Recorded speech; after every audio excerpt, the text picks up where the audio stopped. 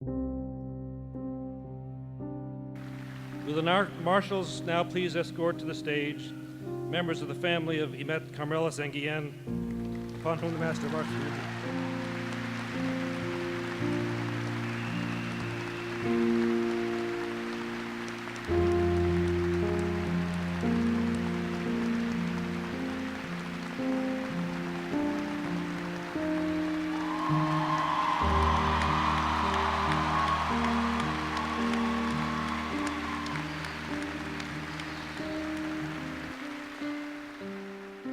Every year, thousands of young people come to John Jay College of Criminal Justice to pursue their dreams, to pursue their passions for justice, to learn about the world in a different sort of way, to merge their academic interests with their personal and professional interests. And they leave here committed to making the world a better place. Over 10 years ago, one such person who came to John Jay and lit up our campus was a young woman in her early 20s named IMETTESTGUILLENMAIN. She came to study in our master's program. She wanted to change the criminal justice system. She wanted to be a fierce advocate for justice. Those dreams were not meant to be for IMET because 10 years ago, February 2006, she was murdered. Her murder galvanized our campus, shook our community, but it also galvanized the city. We wanted to do something in her honor. We set up a memorial scholarship, and two institutions came to join the cause. The Daily News launched a campaign to raise money. ABNY, the Association for Better New York, joined with the Daily News and joined with us. And what we saw was this outpouring of support for a scholarship that would continue her memory, continue her work. We raised over $300,000. And so today, we now every year award the IMETTESTGUILLENMAIN Scholarship to a student in her program, the Master's in Criminal Justice, to help them continue their studies, but also to help them understand what she wanted to do and why they were working for justice in her honor. The scholarship allowed for me to intern with the National Network for a year rather than a few short months, where I learned a great deal of information that just could not be learned from textbooks. This real-world experience enabled me to learn more about the cities around the country and the criminal justice issues they all individually face on a daily basis. Even after graduation, that internship has impacted my life, as it has helped me gain employment within the field of criminal justice. I work with a nonprofit national organization called Center for Employment Opportunities, and we provide employment services for men and women on probation and parole or with criminal justice involvement. Currently, I'm the director of our national offices. I teach on the Pinkerton Fellowship class in youth justice. I've just come back from Rwanda, where I was overseeing a study of genocidaires, so genocide perpetrators. I'm working on a technical assistance project with Jamaica. I'm working with a female re-entry residential program in Brooklyn.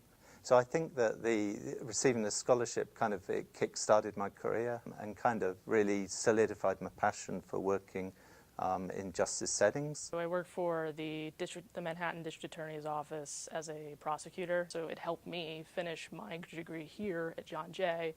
It helped me pursue my career at Safe Horizon, where I ended up for about 6 years before I went to law school and then ended up at the DA's office. So I feel like it's what catapulted me into where I am now, which is exactly where I wanted to be. The scholarship impacted my career at John Jay by pushing me every day to do my very best. Anytime I felt like I couldn't go on or I wanted to cut a corner, I had to remind myself that my time here was forever tied to IMET. I wanted to really earn the right to have the scholarship. And so I studied harder, I took on more extracurricular activities. I just wanted to embody who IMET was, and I feel like she was a star student and member of the community, and it really pushed me to strive to be that way. Since receiving the scholarship and working at Safe Horizon, going to law school, doing the work that I do now, where I'm prosecuting crime, a lot of the time there are victims associated with that. You know, it just sort of indirectly has kind of mushroomed out, I guess, and affected so many people. And I'm just one of the recipients.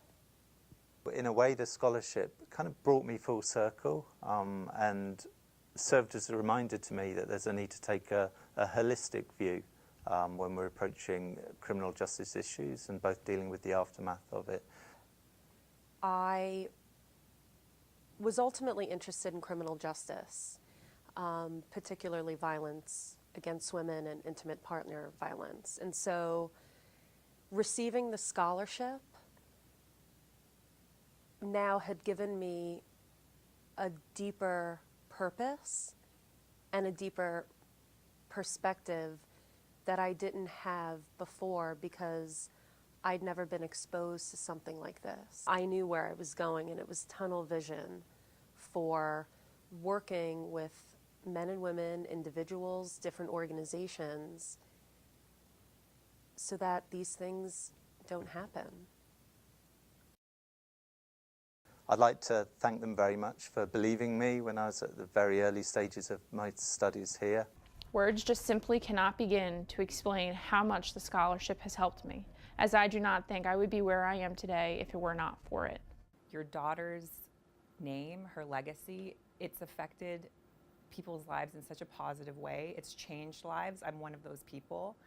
And I try, and I'm sure I can speak for other people who have won this award, to embody the spirit of who she was in the choices that I make, and also too to just, you know, be adventurous and be fearless like she was as well. And I think that you should feel proud of the fact that her name will always live on through all these other people that have had their lives touched by her. The most important legacy is this one, the scholarship that continues the work that she unfortunately and tragically can't do in the cause of justice. So this is my chance, our chance, on behalf of IMETT, on behalf of her family, to say thank you to those champions of justice who made it possible through their donations, large and small, to this fund, to continue the work that she started here. It's tragic that IMETT couldn't do this work herself, but how fortunate we are that so many are able to continue this work in her name. Thank you.